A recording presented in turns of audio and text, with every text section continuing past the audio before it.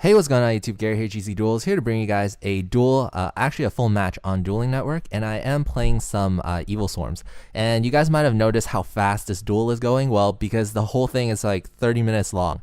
But I promise it's going to be good though, so just stay tuned for that. Especially actually game 2, it took the most time, but game 1 and 3, when I dominated, is like, pretty quick, so... of course, I begin with the first turn Ophion and use Ophion's effect to search Infestation Pandemic, and I'm going to set 4 cards because I have like Huge Revolution is over, so I'm not really afraid. I also have Mirror Force, I have like Solemn Judgment, so it's really limited to what my opponent can do. So my opponent is playing some sort of Spellbook Prophecy deck, and it's actually a bit different than most other decks I've seen. It concentrates less on Priestess, or maybe because I had Ophion that he couldn't even bring out Priestess, but he's trying some like really interesting techs like Spellbook of the Crescent. Spellbook of the Crescent, if you guys don't know, is if you don't have any spellbooks in the graveyard, you can activate this card, and you can select 3 spellbooks of different names from your deck, and then your opponent randomly chooses one, and we decided to choose the card based on the dice roll, and he got the Spellbook of Wisdom. So I know that he has Spellbook of Wisdom, so my Mirror Force will be less effective than it will be. And he summons Magical Exemplar, so I was like, okay, Magical Exemplar.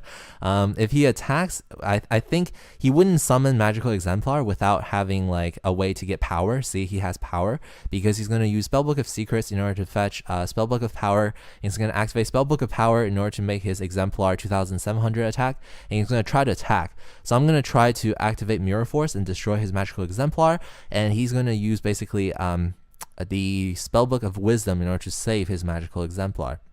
So hopefully I will at that point be able to activate my Solemn Judgment, pay 4,000 life points, and destroy his Magical Exemplar. This is how I'm thinking though. So he's activating the Spellbook of Power, and I'm getting ready to pay the 4,000 life points because, that's I'm basically going to have to waste my Mirror Force and my Solemn Judgment. And I'm going to see he attacks. I'm going to activate Mirror Force. He's going to activate that, and I'm going to negate it with Solemn Judgment. So everything's according to plan. He only has 3 cards in his hand, which is good, and I have enough backup with Ophion. So I draw into Mystical Space Typhoon. I look into his graveyard. I see that, if I have the Infestation, so I'm not really afraid of any like Spellbook of Fate or anything. So I'm just going to attack with Evilswarm Thunderbird and Evilswarm Ophion just to do as much damage as possible. And then afterwards, I'm going to set the Mystical Space Typhoon. MST is not really that great against Spellbooks because they can chain most of their quick play spells. And the only thing that Mystical Space Typhoon is good at is against the field card. And so he basically surrenders the first game and passes the... we go into siding, and I decided I'm going to side in all the viruses. I'm going to side out the Mystical Space Typhoons for debunk, because at this point, he didn't play any Priestess, but that doesn't guarantee that he won't have any. So I decided, I'm going to side in 2 debunks, and I'm going to side out one of the Fiendish Chains, because other than the little Spellbook Magician, there's nothing much to negate. So of course I draw into a pretty good hand, right? But he's going first this time, so it's really limited what I can do. He summons something that I don't see many Spellbook players play, the Hermit of Prophecy. And Hermit of Prophecy is actually pretty good. Considering how many Spellbook cards that he plays, the Hermit of Prophecy can really quickly get a lot of attack points and attack into Ophion. I don't know if it's something he main decks or he's just siding against me because I play Evilswarms and he wants to attack over me so he can summon out the Priestess. But, I'm still not sure if he plays Priestess. So he successfully got one of the cards that he got from the Crescent, and then he's going to activate that Masters. He's going to show me a Spellbook of Life in order to search for, of course, one of his Spellbook of Secrets, if I remember correctly. Is it a Spellbook of Secrets? No, he's gonna, he's gonna use, he's gonna use Spellbook of Masters to try to copy the Spellbook of Crescent in his graveyard, and he's going to reveal Spellbook of Secrets, the Tower, and the Wisdom, and he gets the Tower. Right, sorry guys. And then he's going to shuffle his deck, obviously, and he has the Spellbook of Towers. So I have to keep in mind, he doesn't have a Wisdom at this point, so my Mirror Force is, I guess, is okay. But once he gets the Spellbook Tower, he's going to like net pluses a lot. I kind of wish I didn't side out my MSTs. But, considering I do have like 3 Eradicator Epidemic viruses, it's going to be okay if I call spells, or so I thought. Just waiting for me to get into the cards that I sided in against them, obviously. So I had to go into Ophion, see if he has anything. He doesn't have anything. I'm going to use Ophion's effect, and he's going to try to fade it. And he's going to set it face down. He says chain to my Ophion effect, so even if my Ophion is set in face down defense position, I will be able to search for the Infestation Pandemic, just to tell you guys. And then I'm going to set, of course, another 4 cards, because it's awesome to set 4 and see what your opponent can do. And I'm feeling pretty safe because I have a Mirror Force, I have the Solemn Warning, and I have the Huge Revolution is over, and I also have the Infestation, so that once my Ophion gets flipped up, it's gonna be all right and it's gonna be safe, unless he uses the stupid Spellbook Tower and starts drawing cards, and then using the pot of duality to get secrets and secrets to get the wisdom. Then my Mirror Force is kind of dead. But at the same time, there's nothing much that I could do. Spellbooks, the reason why they're broken is because they can search basically anything from the deck using Spellbook of Secrets, using the Crescent that he plays, and using Spellbook of Master. So it's unfair. And it's more unfair that he has the Spellbook of Fate, so he's going to get back one of the Spellbook of Masters, use Spellbook of Masters in order to just go off.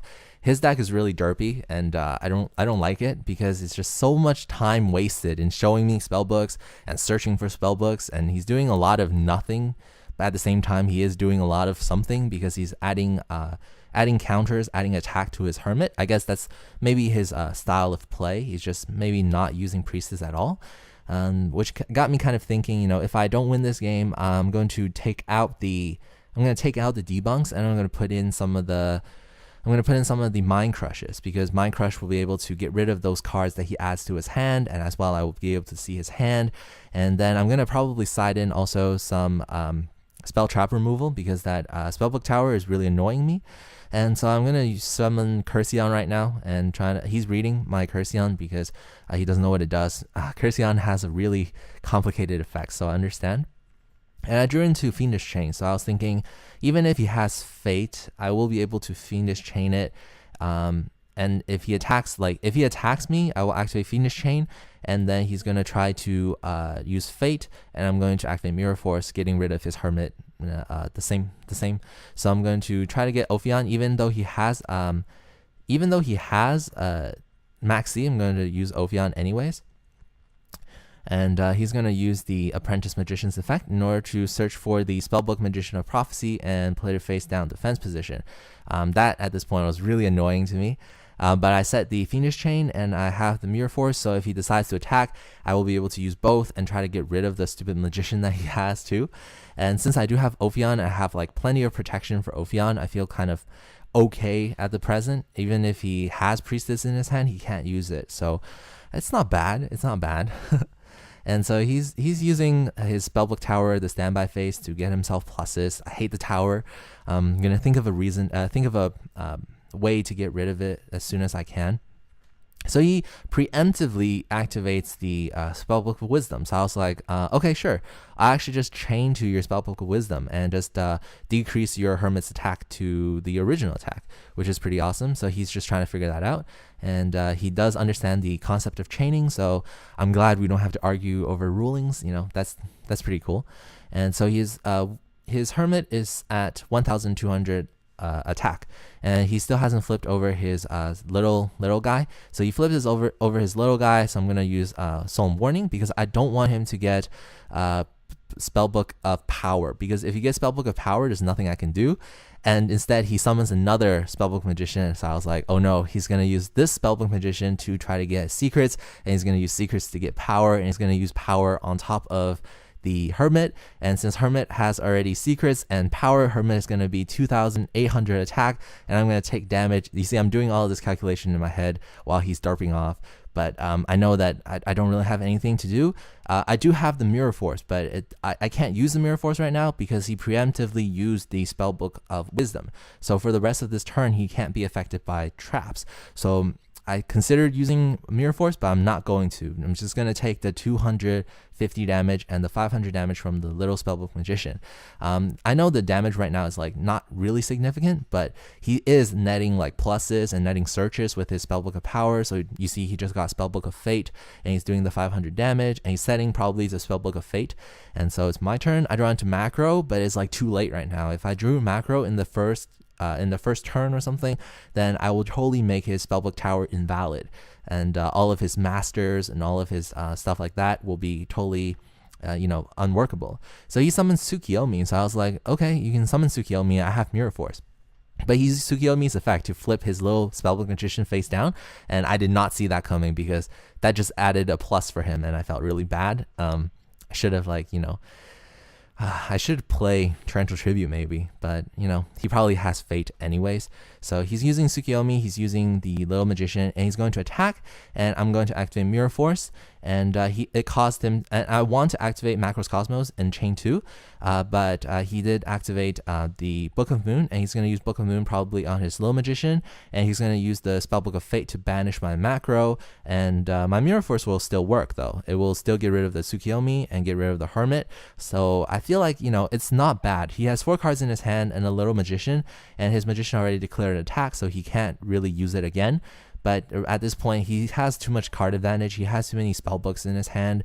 He can get like Spellbook of Life. He has the Spellbook of Masters. He has the Spellbook of Secrets. And like unless I draw into something like Cursion and a Virus, I will probably lose this game. Simply because, I don't have that much spell support for the Huge Revolution, and I only have the Infestation thing, which maybe can maybe tank one of his Spellbook of Fates that he searched. But after it all, I will probably lose. So I'm just considering how I can play game 3. Game 3, how can I draw into the cards that I side in against them? And of course, I'm going to switch out the Debunk, and I'm going to switch out for the. I'm going to try to switch out Debunk for Mind Crush, because I can get rid of the stupid spells that he searched, and also I'm going to try to put in some spell trap removal. So he activates Dark Hole. I have Infestation Pandemic, but it really doesn't matter at this point because he has too many card advantages. He has the Spellbook of Life. He can banish the Spellbook Magician of Prophecy, summon out the what is this called? Hermit. I guess Hermit is going to be his ace card for the deck, so it doesn't seem like Ophion will hurt him any more than it should. So he's going to activate Secrets. Secrets gets power, and I'm just going to admit defeat because this duel has dragged long enough. And he's done siding, so I'm going to put it back the Fiendish Chain because I don't want his Spellbook Little Magician to search because that really hurt. And I'm going to side out one of the Infestation Pandemics because it doesn't seem like I need more than 3. It doesn't seem like he has a lot of spell traps. He only has that Spellbook of Fate. And I'm going to put in the two Night Beams. Okay, so I begin, and it's pretty straightforward. I draw into Rabbit. I'm going to use Rabbit's effect, fetch the 2 Heliotropes, and use the 2 Heliotropes to go into Ophion, and use Ophion, of course, to search for the Infestation Pandemic in my deck. And I'm going to set the Macro, set the Solemn Judgment, and set the Infestation Pandemic. I will activate Macro as soon as possible because I don't want him to use like Masters and go all stupid with his combos. So on his standby phase, I'm going to activate Macros Cosmos, and let's see what he can do. He's going to summon Exemplar, so he probably has the Spellbook of Power, so I'm going to use Solemn Judgment. I know, I'm going to pay 4,000 life points just to get rid of a Spellbook of Power. We'll see what happens. You see? Spellbook of Power. And 4,000 life points. There goes 4,000 life points. And what's good is I still have the Infestation Pandemic, but he decides to declare an attack. So I was like, he has Lance probably. So I'm going to say okay. I actually misplayed right here, and I'll actually teach you guys about this ruling. He activates Lance on my thing, and I'm going to activate Infestation Pandemic in the damage step. It's not going to work. I'm supposed to activate Infestation Pandemic when he declares the attack. If not, then I cannot chain to Forbidden Lance in the damage step. Just to let you guys know, this was an illegal move. But either way, even if he gets rid of the Ophion right now, he probably won't be able to win since I can go for another Ophion or I can go for another, other Evilswarm monster. So I hope you guys enjoyed this duel. This is Gary GZ Duels signing out.